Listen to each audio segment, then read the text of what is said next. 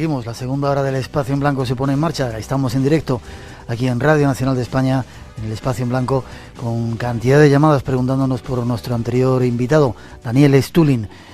Podéis entrar en su página web y ahí tendréis un montón de información, y no será la primera vez que venga al programa, va a ser uno de los habituales aquí en el Espacio en Blanco para que nos dé esas informaciones. Luego a vosotros, a cada uno de nosotros nos tocará contrastarlas, pero por lo menos estamos informados. Y esta segunda hora llega con numerosos invitados, con un montón de temas, de secciones, y algunos de los mejores especialistas que hay por el mundo están aquí con nosotros en el Espacio en Blanco. Esta es una muestra. Eric Fratini con su Alto Secreto, su sección que hemos llamado Alto Secreto.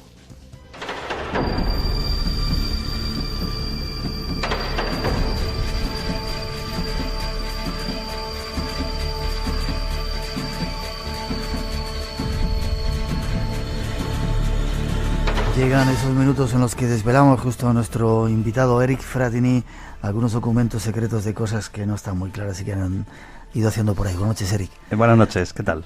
Uno alucina cuando descubre estas cosas, lo que hacen, cómo lo hacen, qué sucios son, como aquello que hablábamos de los trabajos húmedos, es que no se cortan un pelo, ¿eh? Nada, absolutamente nada. Además, porque te parece todo como de película cuando ves este tipo de operaciones en las películas de Bourne y todas estas... Tú dices, uy, caray, qué peliculero es todo esto. Y luego cuando lees los documentos de todas las operaciones que han hecho y a toda la gente que han matado en el nombre de un ideal político, ¿no? O de un estilo de vida, o de una bandera, o de un escudo. Y dices, caray, con los servicios de inteligencia. Es increíble. Hoy nos vas a traer uno que hablaba de Al-Qaeda. Sí, además te traigo dos documentos sorprendentes. Uno está fechado el 25 de enero del 2001, a 8 meses del ataque del 11 de septiembre. Y el segundo está fechado el 6 de agosto del 2001, a 35 días del ataque del 11 de septiembre. El primer documento que te traigo es un documento del National Security Council, del Consejo de Seguridad Nacional de la Casa Blanca, bajo el gobierno de George Bush, donde está redactado por Richard Clark, que era viceconsejero de Seguridad Nacional. Está dirigido a Condoleezza Rice, cuando era antes de ser secretaria de Estado, que ya era consejera de Seguridad Nacional, donde el documento consta de 3 páginas y Richard Clark recomienda que nosotros urgentemente, la palabra urgentemente la subraya, dice, necesitamos tomar medidas e iniciativas para combatir contra las redes de Al-Qaeda que se han introducido en territorio estadounidense. Esto, como te digo, este es a 8 meses del ataque, él dice, Al-Qaeda está siendo muy activo y está organizando cada vez fuerzas mayores para ser usadas contra nuestro propio territorio y contra nuestras fuerzas en Pakistán, Afganistán y los intereses de Estados Unidos en el norte de África y países del Golfo Pérsico. Richard Clark hace todo un análisis de los atentados. Por ejemplo, habla aquí del USS Cole, el famoso destructor que en Yemen le arrojaron una lancha bomba y que mataron a varios marineros del USS Cole. Aquí, si te das cuenta, aparece una máscara negra, que es las famosas máscaras, y pone Operational Detail Remove and the Request to the CIA. Quiere decir, detalles operacionales. Esta máscara ha sido colocada para evitar que tú puedas tener acceso a detalles operacionales de la propia CIA. ¿Ves? Entonces el documento me lo indica. Las recomendaciones que hace Clark. Las magnitudes. Principalmente estamos a favor de un análisis de Chicken Little. Chicken Little es pequeño pollo. Pero es una frase que se utiliza para cuando se requieren operaciones de suma emergencia. Se llaman Chicken Little. Estrategia. Dice, intentar desactivar a posibles células de Al-Qaeda que se hayan introducido en territorio americano. Nosotros necesitamos un presupuesto importante para esto. El siguiente documento es curioso, mucho más curioso que el anterior. Este es del 6 de agosto del 2001, a 35 días del ataque del 11 de septiembre. Está realizado, pone... lástima que la gente no lo pueda ver. Dice, solo para los ojos del presidente, 6 de agosto del 2001. en el documento, que está fechado por el Consejo de Seguridad Nacional, por Condoleezza Rice, habla de un complot de Al-Qaeda en el año 99 para atacar objetivos en Canadá, objetivos canadienses y en la frontera y en el aeropuerto de Los Ángeles, atacar el aeropuerto de Los Ángeles, lanzando posiblemente aviones contra el aeropuerto de Los Ángeles. Dios mío, sí. Esto es del 6 de agosto del 2001, como te repito, a 35 días del ataque. Pero luego, déjame que te diga... dice, el FBI, alucinas, el FBI ha conducido aproximadamente 70 investigaciones abiertas en suelo estadounidense contra personas relacionadas con Bin Laden. La CIA y el FBI están investigando llamadas a nuestras embajadas en las que dicen que un grupo de Bin Laden o de supporters de Bin Laden, o sea, gente apoyada por él, sí, partidarios de seguidores de Bin Laden, estarían planeando ataques duros contra territorio estadounidense con explosivos. Qué curioso. Hay quien dice Esto es a 35 días del ataque del 11 de septiembre. Hay quien dice que lo sabía la CIA y otras agencias secretas y lo dejaron que ocurriera porque era una forma de justificar luego todo lo que ha ocurrido. ¿Tú qué crees? Bueno, esa es una de las polémicas que se ha hablado, incluso se destacó en la investigación que hubo en el Congreso, en el Comité de Actividades de Inteligencia en el Congreso después del ataque del 11 de septiembre, ¿no? Bueno, yo creo que principalmente lo que demostró el ataque del 11 de septiembre, lo que demostró el ataque del 11M en nuestro país, lo que destacó el ataque del 7J en Londres, es una falta absoluta de coordinación entre las fuerzas de seguridad, que lo demostró la ineficacia y la ineptitud de la CIA y del FBI. En España lo demostró la ineptitud y la ineficacia del Centro Nacional de Inteligencia, la Guardia Civil, la Policía Nacional, que no fue capaz de protegernos. Y en Inglaterra está claro que fue el MI5, el MI6 y la División de Antiterrorista de Scotland Yard, que fueron unos ineficaces, porque desgraciadamente sucedió en los tres países que las competencias entre las fuerzas de seguridad del Estado, entre las diferentes fuerzas de seguridad, provocó errores dramáticos que llevaron a cabo, porque si tú te analizas, por ejemplo, muchas investigaciones después del 11M en nuestro país, o por ejemplo después del 11 de septiembre, descubrirías que el ataque podía haberse evitado si las fuerzas de seguridad del Estado se hubieran puesto en coordinación entre ellas. ¿Sí? Sí.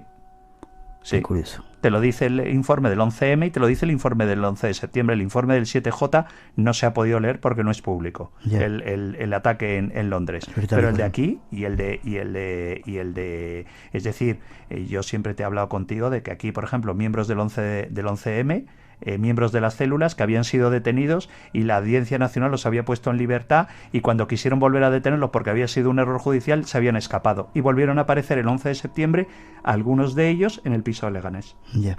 Sorprendente. Por falta de información. Pero bueno, así es como funcionan. Obama dice que quizá el próximo peligro que tenemos en Europa es el terrorismo y que hay que andar con cuidado. Ojalá se pongan de acuerdo. Ojalá que por lo menos que los 120 muertos que tuvimos aquí, los 3.000 muertos de Estados Unidos y los 200 muertos ingleses, por lo menos esperemos que les sirva de ejemplo a nuestra fuerza de seguridad del Estado, principalmente para evitar eso otra vez. Aunque lo hace muy bien, ¿eh? Sí. Lo hace muy bien, no es una crítica. Nos vamos casi. Los próximos... lo mío sí era una crítica, ¿eh? Lo mío no. Lo mío sí, lo mío era una crítica. Yeah. Esperemos que aquello les haya servido. Porque principalmente porque tú y yo, nuestras familias van en trenes y aeropuertos. Sí, afortunado desgraciadamente. Sí. El peligro está en todos los sitios. Eric, un placer. Voy a recordar tu página web. www.ericfratini.com. ¿Qué tal va el laberinto del agua ese? Muy bien, estoy en tercera edición y sigo por 10 semanas en la lista de más vendidos. Y ahí sigo. Me alegro mucho. Dedícate a escribir cosas de esas, pero no olvides también descubrirnos todos estos documentos. Aquí estaré cada semana. Un placer, gracias. Un abrazo.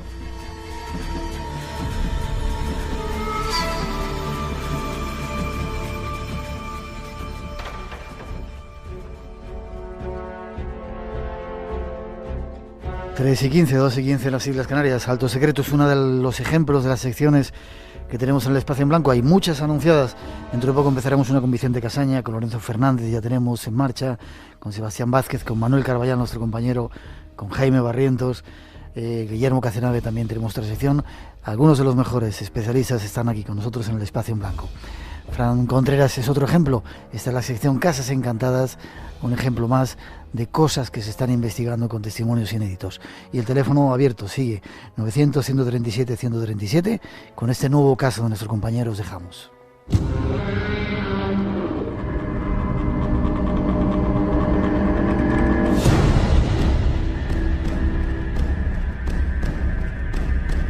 Esta música anuncia que entramos en esa nueva sección que ha lanzado el Espacio en Blanco, un recorrido por la historia de los casos más misteriosos de este y otros países, con pruebas, con testimonios de las personas que han estado allí, con investigadores, psicofonías, todo el amplio universo del misterio preparado, condensado en esta sección con Fran Contreras. Buenas noches, Fran. Buenas noches, Miguel. ¿Cómo estás?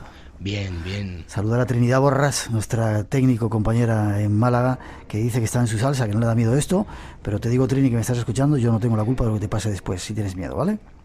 Aquí tenemos espectros, es otra historia que contar. ¿Lo podemos contar? Bueno, vamos a esperar un poco, pero vamos, que hay historia de fantasmas en Radio Nacional en Málaga, te lo aseguro. Bien, pues lo investigaremos. Tenemos ya una lista de espera de casos para investigar. En Radio Televisión Española también tienen lo suyo. Nos han encargado de hacer una cosita por ahí y iremos diciendo. Pero hoy nos vamos al Museo Al-Yusuf de Cáceres, un lugar que era conocida como la Casa de la Muerte, ¿no? Ponnos un poco en situación. La Casa de la Muerte, Museo Al-Yusuf, bueno, conocido también como el embrujado Museo Árabe de los Muertos, ¿no? Un edificio, un enclave diferente a cualquier otro, ubicado en Cáceres, susurros y voces de origen desconocido, una figura de una mujer vagando por pasillos y estancias, drásticos cambios de temperatura, mimofonías, sonidos que no existen. Estos son algunos de los hechos, de las manifestaciones que vienen produciéndose en la casa conocida como la Casa de la Muerte, ¿no? Y esta noche en Espacio en Blanco vamos a abrir las puertas de ese Museo Al-Yusuf olvidado, condenado al destierro del silencio, para rescatar del olvido el rosario de manifestaciones paranormales que allí tuvieron lugar y que siguen teniendo lugar. Espera un segundito. Es muy curioso por qué en todos los casos cuando uno está investigando y va a pasar algo, cambia la temperatura. ¿Hay alguna explicación? Porque además es un cambio de temperatura brusco, se te pone la carne de gallina, el frío se te mete en los huesos y en el alma. ¿Por qué? ¿Hay alguna explicación para esto? Los expertos en parapsicología, y cuando digo expertos no son parapsicólogos, sino físicos y químicos que han ido a Casas Encantadas a investigar este tipo de casuística, Miguel, afirman que siempre que se vaya a producir una manifestación física, una psicoquinesis espontánea recurrente, poltergeist, un movimiento de objetos, parece que sea lo que sea el fenómeno, su origen o naturaleza da igual, absorbe energía, y esa energía nosotros la sentimos en ese cambio de descenso de temperaturas, ¿no? Parece que el frío es una de las pautas para estar alerta antes de contemplar lo imposible, pero no hay una razón al uso. Ya. Un denominador común cuando van a presentarse esos fenómenos ocurre en todos los casos que nosotros hemos estado presentes, por lo menos, y se han investigado. Al-Yusuf de Cáceres, sigue contándonos. Bueno, ¿sigue siendo un museo en la actualidad? Sí, ahí está en la empinada calle Cuesta del Marqués número 4, en las inmediaciones de la Plaza de San Jorge, en la monumental Cáceres, como te decía. Cáceres. Ahí se encuentra el viejo caserón de 2 plantas y ladrillo ocre, que desde el año 1974 es la sede de este museo, que es una muestra única del arte y la arquitectura musulmana, con patio jardín, con un aljibe, con una cripta y con una serie de fenómenos inexplicables desde tiempos inmemoriales.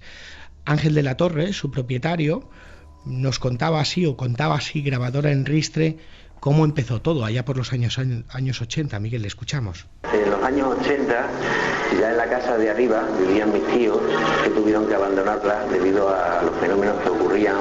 Se movían los objetos, se le movían las camas y abrían y cerraban las ventanas y las puertas de los armarios. Jugando al ajedrez una partida con un amigo mío, escuchamos claramente cómo algo se nos acercaba con unas pisadas clarísimas, sonaba así,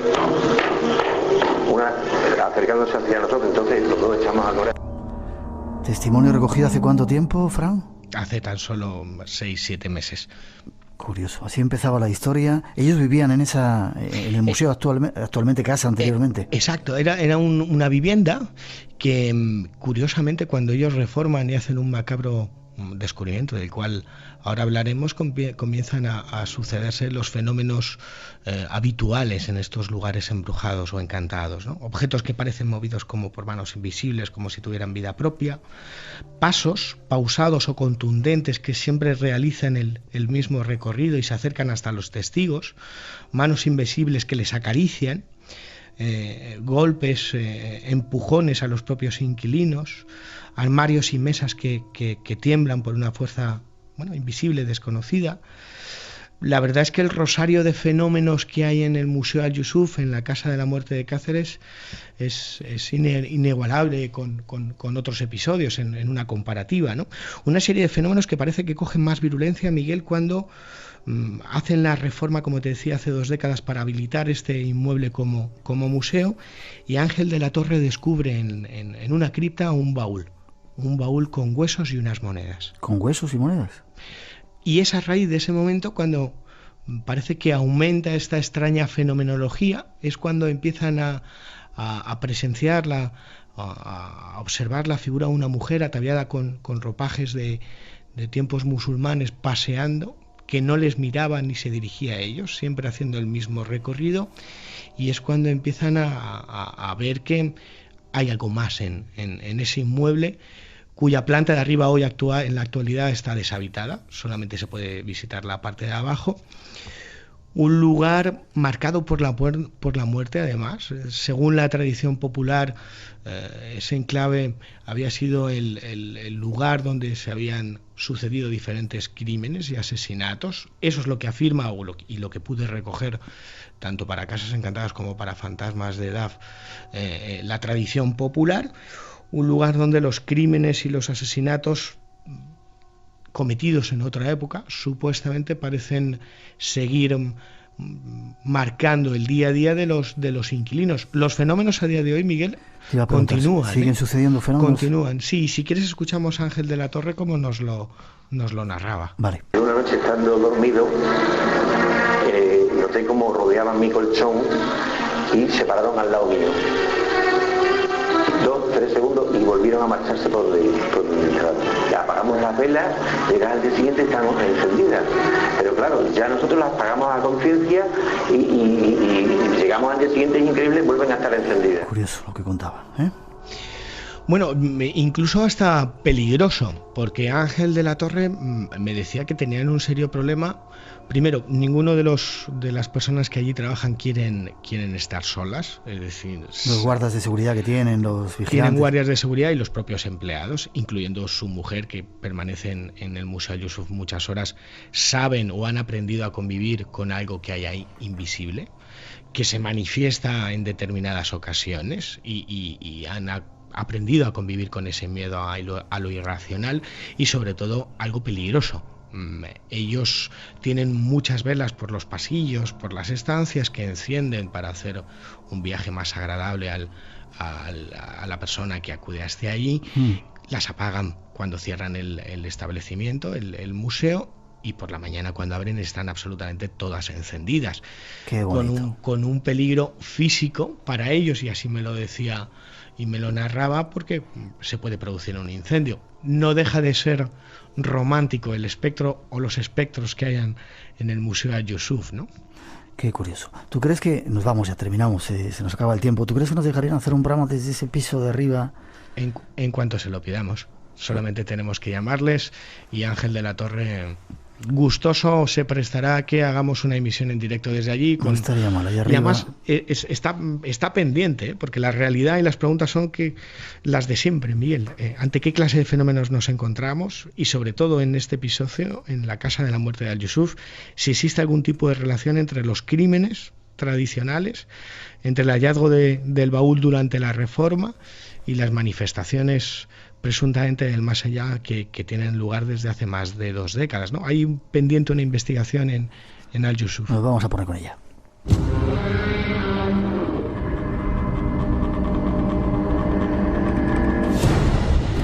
Nos llevamos a Trinidad Borrás y a Sané, nuestro técnico aquí en Madrid. Nos vamos todos a hacer esa investigación. Y a Juan, que no hay que olvidarle también. Juan se apunta. Gracias. Seguimos paseando por este mundo del misterio.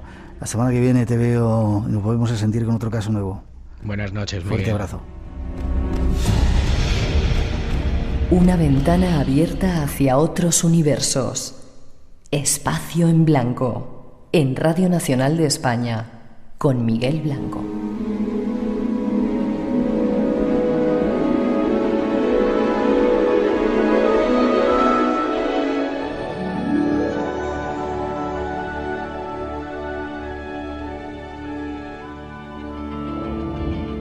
¿Por qué no me acuerdo de lo que pasó aquella noche?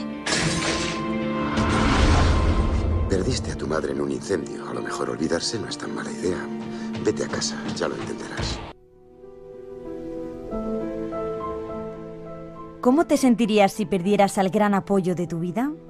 Esta es la pregunta que se hace Anne, protagonista de Presencias extrañas, un thriller que narra la historia de esta adolescente que tras abandonar un centro psiquiátrico después de un intento de suicidio por la muerte de su madre, se reencontrará con su hermana, con quien investigará las circunstancias que rodean la misteriosa y prematura muerte de su madre. Alex, te he echado muchísimo de menos. Supongo que ya habrás visto a la nueva novia de papá. Estoy contentísima de que hayas vuelto. Espero que puedas quedarte. Ana, lo siento, tenía que haberte contado lo de Rachel. ¿Cuándo se instaló aquí? Hace un mes. Le ayuda a superarlo 3 veces por noche.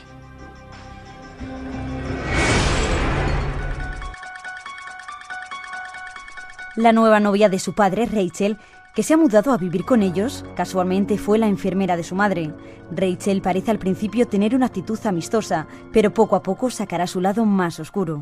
Escucha, Ana, ya sé que toca que odies a la nueva novia de tu padre, pero me encantaría que nos lleváramos bien. Llegas tarde. Alex, ha pasado algo. ¿El qué? He tenido un sueño. Eran unos niños. Creo que quieren avisarnos de algo. A su hija se le ha metido en la cabeza que su novia asesinó a la familia para la que trabajaba antes. El disgusto de Anne pronto se transformará en horror al aparecérsele el fantasma de su madre clamando venganza y señalando a Rachel con dedo acusador. Cuando su padre se niega a escuchar sus advertencias, Anne y su hermana Alice investigan el dudoso pasado de Rachel. Tenemos que averiguar quién es realmente Rachel Summers. Quiero que te plantees si estás preparada para formar parte de esta familia. Sabes, Ana, así las cosas no van a irnos bien. Este film de terror, remake de la película coreana Dos Hermanas, promete mantener a los espectadores pegados a las butacas, donde pasarán miedo de principio a fin. De los productores de The Ring, Presencias extrañas llegará a nuestras pantallas el próximo viernes 29 de mayo. Y recuerden que cuando todo va mal, aún puede ir peor. Tú eres la siguiente.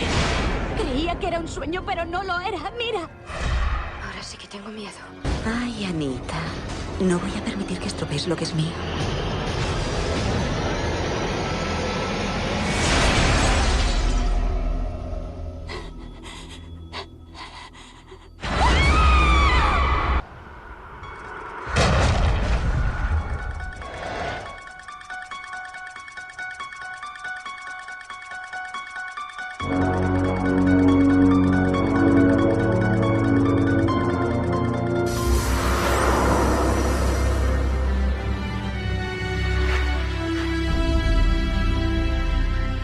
Y 29, 2 y 29 en las Islas Canarias.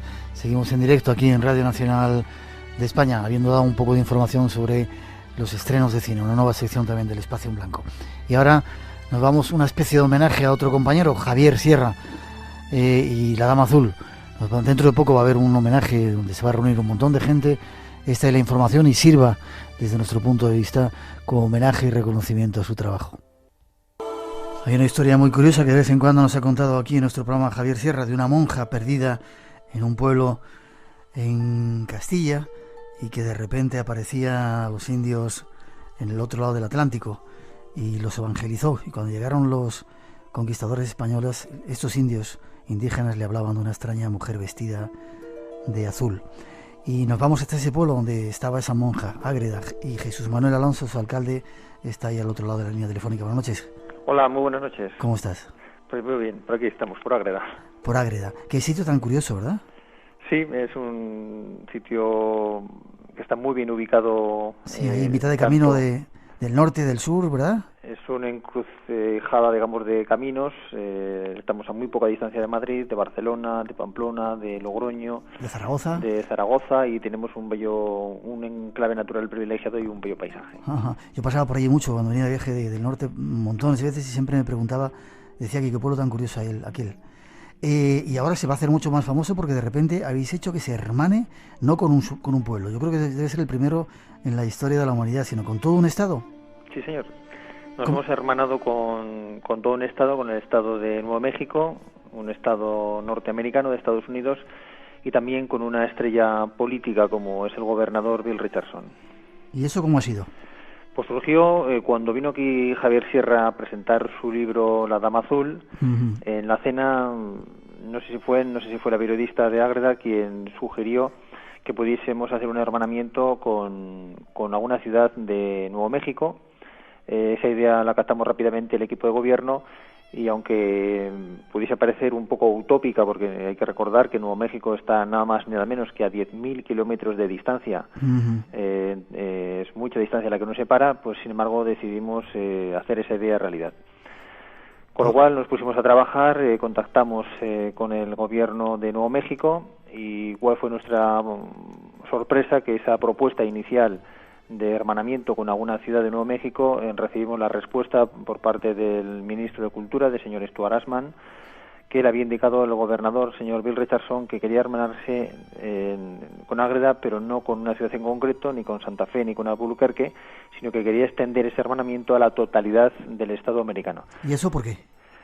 Pues porque realmente el señor Bill Richardson estaba impactado por la figura de la Dama Azul, Lady in Blue, que le llaman allí, y consideró que era propio, puesto que no había una ciudad concreta donde ya hubiese estado realizando esa labor evangelizadora, sino que era un tanto dispersa por el Estado, pues decidió que el hermanamiento debía ser con la totalidad del Estado, y ello evidentemente pues nos llenó a nosotros de una gran satisfacción. Ya. ¿Han venido algún americano del Estado de Nuevo México al pueblo para verlo? No, hasta el momento no han venido, tienen el compromiso de venir. Evidentemente el señor Richardson, que es un político de gran prestigio en Norteamérica, tiene su tiempo muy limitado, pero sí que tenemos la esperanza de que en breve, en estos años, pues nos haga una visita a la villa de Ágreda. Ya, y debe ser la primera vez que ocurre, ¿no? Que un pueblecito perdido ahí en Soria de repente se hermane con todo un estado. Debe ser la primera vez en la historia. Sí, yo creo que por las noticias que yo tengo, somos récord Guinness, y somos el primer pueblo, cuando menos el primer pueblo español, que se hermana con la totalidad de un estado. Sí que es cierto que ha habido muchísimos hermanamientos en la historia de España, con distintas poblaciones, con distintas ciudades, o entre distintas ciudades y poblaciones, pero con la totalidad de un estado yo creo que somos, en este caso, por el momento, el único supuesto que existe en el planeta Tierra. ¿Y qué dice la gente del pueblo, Jesús Manuel? Pues bien, la gente, aunque hay que recordar que el grupo de la oposición le parecía que era una idea un tanto desmesurada, creo que se calificaba como una propuesta desmedida y desproporcionada. Nosotros, el equipo de gobierno, decidimos que teníamos que impulsarla, que llevarla adelante, y la gente, pues sobre todo cuando vinimos de Nuevo México y cuando vio todo lo que habíamos hecho, los contactos que habíamos generado, y vio que eso se había convertido en una auténtica realidad, pues yo creo que están muy entusiasmados, que les ilusiona esta idea, este proyecto, y por supuesto que la apoyan de forma total y unánime. Ya. Y la gente, te digo, la del pueblo llano, la que anda por ahí, los paisanos, y cuando te encuentran por la calle te dicen algo. Sí, bueno, pues preguntan si van a venir porque el señor Bill Richardson, en el discurso de la firma del acuerdo, yo le ofrecí, le dije que iba a tener el atrevimiento de pedirle que fuese el pregonero de las futuras fiestas patronales, sí, las que se van a celebrar precisamente a partir del 10 de junio. Él me dijo que haría lo posible, y entonces la gente le hubiese gustado que él hubiese sido nuestro pregonero este año, pero bueno, no ha podido ser. Esperemos que en el futuro lo sea y que pueda venir a visitarnos a Ágreda. La que estáis liando, imagínate que llegue Bill Richardson a dar el pregón del pueblo. Qué increíble, ¿eh? Vaya ejemplo. Pues sería fantástico, desde luego. Pregunta con doble sentido. ¿Qué sabes tú de la Dama Azul? ¿Qué sabías antes de que Javier Sierra se presentara por allí para contaros la historia y hacerla famosa? La Dama Azul, la venerable madre, como aquí la conocemos, realmente que era un personaje muy admirado, porque no deja de ser un personaje con gran peso histórico en el momento histórico que le tocó vivir. Fue consejera de Felipe IV. De hecho, creo que son unas 613 cartas las que se intercambiaron la monja y el rey. Por tanto, influyó en sus decisiones políticas, en las decisiones que tenía que tomar Felipe IV. Sabíamos que efectivamente había influido en la destitución del conde duque de Olivares por el conde por Luis de Haro. Sabíamos que evidentemente había sido una monja con una gran influencia. Sabíamos que había escrito una gran obra como La mística ciudad de Dios, que era una obra revolucionaria para su época, que incluso yo le tuvo que hacer pasar por el Tribunal de la Santa Inquisición, que lo superó en distintas ocasiones. Sabíamos que era una monja que estaba muy preparada, que era muy culta para la época, que quizás se opuso a esa sociedad excesivamente machista, y ello le llevó a pasar también por el Tribunal de la Inquisición.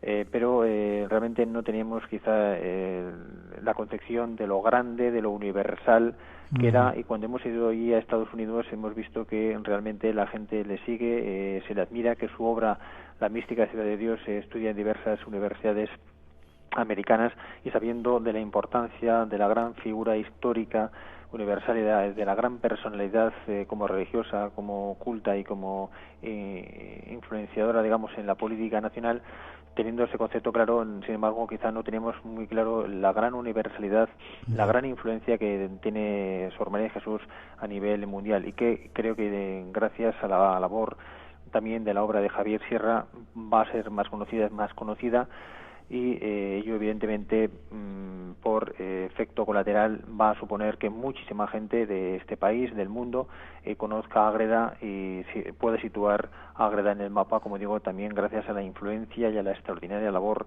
que está haciendo Javier Sierra con su obra La Dama Azul, y también por el gran entusiasmo, por el gran compromiso y por todo lo que él está haciendo por Ágreda, y por ello hemos decidido tomar la decisión de nombrarle como hijo adoptivo de la villa de Ágreda, porque en estos momentos, sin discusión, es el mejor embajador que Ágreda tiene en el mundo. Ahora nos cuentas esa noticia. Ahora solo quería preguntarte, ¿ahora dónde está la Dama Azul? ¿Se la puede visitar allí en Ágreda? Sí, la Dama Azul, su cuerpo incorrupto, yace en la propia iglesia del convento.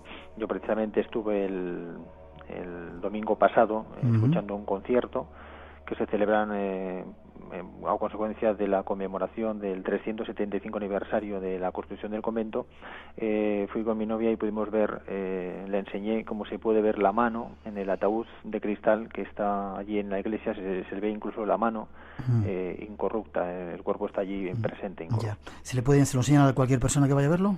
Sí, se puede ver directamente, no está en el museo, sino que está en la propia iglesia. Por lo tanto, la iglesia está abierta, creo que por lo menos unas 14 horas al día, y los visitantes pueden directamente verla allí en su ataúd. Ya el museo es más restringido, tienen un horario de acceso, e incluso se pasa con un guía, pero a la monja cuyo cuerpo incorrupto está allí presente en la propia iglesia. Perfecto. ¿Nos lo vas a enseñar si vamos a Ágreda? Por supuesto, sería un placer para nosotros que vinieseis, y desde este mismo momento quedáis invitados. Podéis venir también, si podéis, el día 30 de mayo. Lo vamos a intentar, cosa que te agradecemos. Y esa es la fecha, 30 de mayo, va a haber un acto en el que a Javier Sierra, nuestro compañero, lo vais a hacer hijo adoptivo de Ágreda, ¿verdad?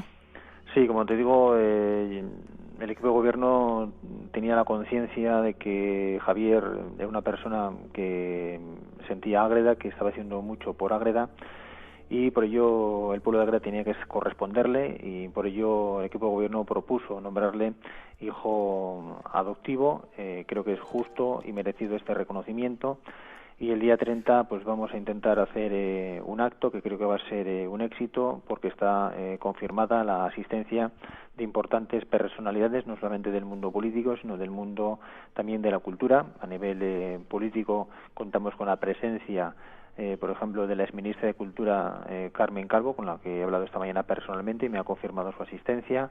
También, por ejemplo, a políticos de la tierra de Javier Sierra, como el consejero de la presidencia del Gobierno de Aragón o el propio alcalde de Teruel.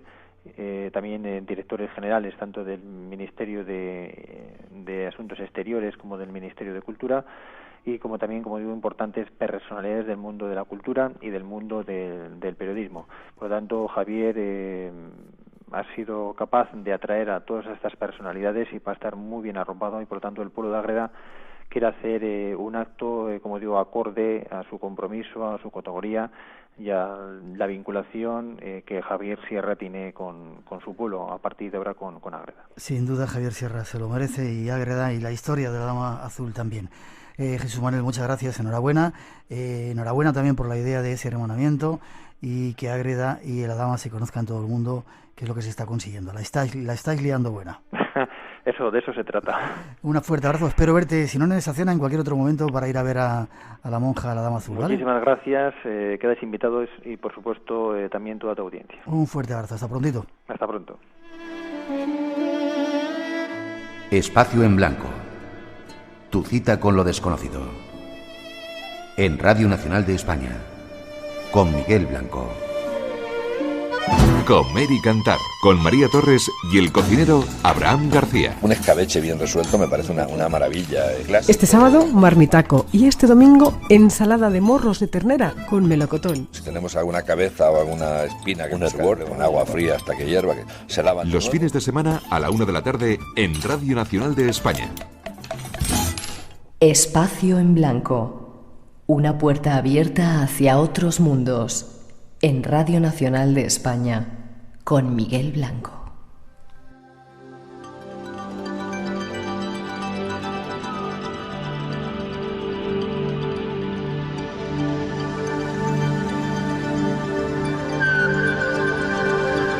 La vocación viajera de este programa, del Espacio en Blanco, nos lleva por diferentes lugares.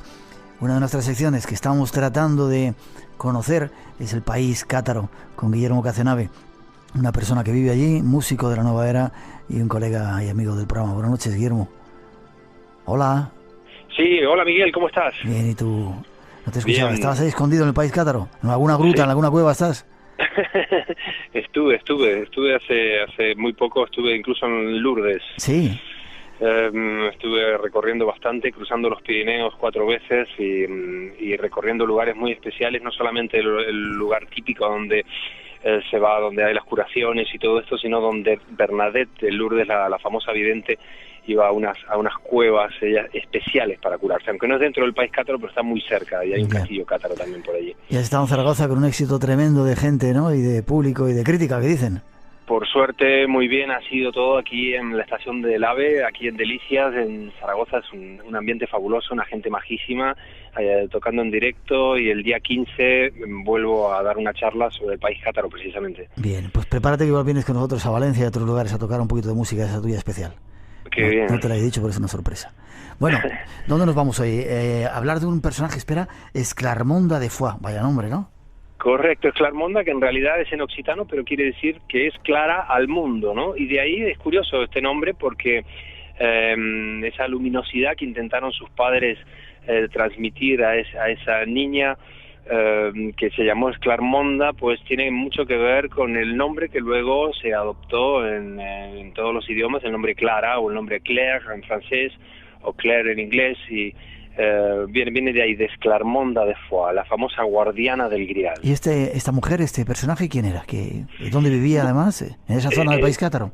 Exactamente, vivía en Foix, muy cerca de Montsegur, donde un castillo que ordenó construir su gran amado y amante, el conde de Foix o Gastón de Febres, que era no solo, dueño prácticamente desde Andorra, toda la zona de Andorra, de los Pirineos, hasta llegar al condado de Foix. Gastón de Febres se enamoró de esta chica tan joven y fue a buscarla allí a Foix, formó pareja con ella y construyó este castillo para ella, y ella pues tenía un vínculo muy grande, porque el castillo de Montsegur fue prácticamente construido por iniciativa de ella, y se dice que Esclarmonda era quien realmente tenía la llave de acceso al grial físico, la verdadera guardiana, la verdadera custodia del grial. ¿Y dónde viene esa historia, Guillermo? Bueno, los cátaros depositaron toda su confianza en ella, porque al construir Montsegur, el castillo, y al mantener esa fortaleza donde ellos guardaban sus tesoros más preciados, ella fue de alguna manera designada como la guardiana de ese castillo, y la que realmente, era como quien tenía el acceso a la llave de la caja fuerte, sería algo así, ¿no? Y entonces, pues todo el mundo ya en aquellos tiempos lo comentaba. Los cátaros en ningún momento lo negaron, sino todo lo contrario, sino decían que Esclarmonda, que era la que traía la que traería claridad al mundo, era la verdadera guardiana, la verdadera custodia, la única persona que conocía de verdad y que sabría qué se harían con todos los tesoros más importantes que preservaban los cátaros, entre ellos el Santo Grial. ¿De qué fecha estamos hablando? Estamos hablando del siglo XIII y antes de mediados de 1200, estamos hablando de 1200, entre 1200, comienzos del siglo XIII, aproximadamente 1210, 1212, y de allí en adelante. Y es curioso que fuera una mujer la que designaran los propios cátaros como guardiana del Santo Grial, casi nada, ¿no? Exactamente, esta observación que haces, Miguel, es muy importante a mi entender, porque los cátaros en ese sentido pues no en ningún momento consideraban no solo el inferior, sino que consideraban a la mujer que era superior en muchísimas cosas al hombre, y abogaban por que hubiera más sacerdotisas que sacerdotes, por el hecho, digamos, de todo lo que ellos consideraban que era y que es la energía femenina. En todo ello está claro que los cátaros estaban mucho más acorde a lo que eran las culturas orientales, hinduistas, que a lo que luego ocurrió y ya empezaba a ocurrir y había ocurrido antes en Occidente. No seguían las corrientes de la Iglesia, digamos, ortodoxa. ¿Hasta cuándo vivió y qué pasó con el Grial? ¿Y el castillo sigue en pie? Exacto, el castillo sigue en pie, derruido, sin techo. Bueno, es un castillo poco atractivo desde el punto de vista físico, digamos. Es más todo lo que simboliza. Hay castillos muchísimo más bonitos, fáciles de acceder, pero Montsegur tiene aquello, tiene esa vibración, tiene esa energía, tiene todo aquello que realmente atrapa, todo aquello que nos conecta con esas energías, ¿no? No es un castillo, llamémosle fashion, pero es el castillo, digamos, ¿no? En mayúsculas. Y luego de la caída de Montsegur, siempre hay una leyenda sobre Esclarmonda, que al morir ella reencarnó en un ave, o sea que no reencarnaría más en lo físico como ser humano, y que los cátaros escondieron todas sus reliquias y sus tesoros en su montaña sagrada, en el pico Fourcat, muy cerca de Montsegur, y que lo que la Inquisición quiso lograr, pudo lograrlo en muchos otros lugares, en el sentido de robar, despojar a muchísimas personas de los tesoros, de las tierras, pero realmente lo que significaba el verdadero tesoro cátaro nunca pudieron dar con ello, ni la Inquisición, ni Hitler, ni todos los grandes buscadores de tesoros materiales. Es algo que quedó allí y allí está.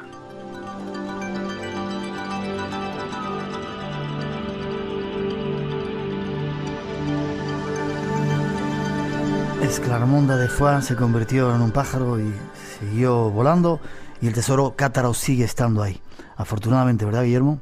Exactamente. Porque quizás sea, lo estamos tratando de descubrir en esta sección, ese tesoro espiritual, el físico sigue escondido ahí hasta que seguramente llegue el tiempo de darlo a conocer. Exactamente, hasta que estemos preparados realmente para ello. Seguramente. Seguimos con la idea de vernos dentro de poquito. Guillermo, un placer. Si queréis música de esa que a veces ponemos en el programa, muchas veces muchos oyentes nos preguntan qué música es. Gran parte de la música que se pone en el programa, alguna de ellas de Guillermo Cazenave, uno de los músicos nueva era más importantes de Europa. Página web donde se pueden informar nuestros oyentes, Guillermo. es www.gkcenave.com. www.gkcenave.com. Muchas gracias, Guillermo. Un fuerte abrazo. Prepárate que dentro de poco nos vamos a ver y vienen buenas cosas para todos. Un abrazo muy fuerte, Miguel, y un saludo para todos. Hasta luego.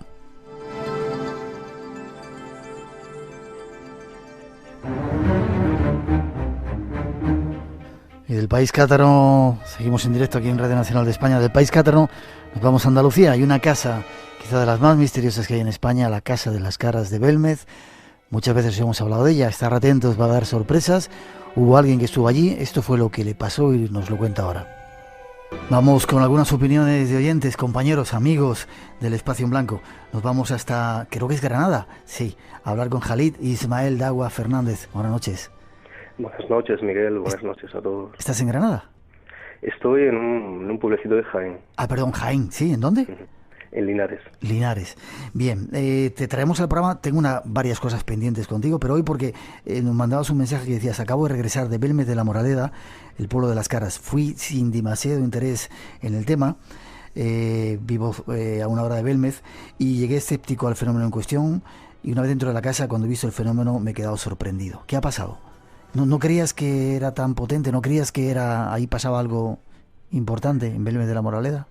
Pues la verdad es que no. Yo no sé por qué siempre tuve en mi cabeza, siempre catalogué el fenómeno como de algo que no era real, y me sorprendió gratamente. Y fui a Belmez quizás porque ya era cuestión obligada. Toda la gente que sabe que soy de Jaén me pregunta por las Caras, y ya era casi pecado no ir a Belmez.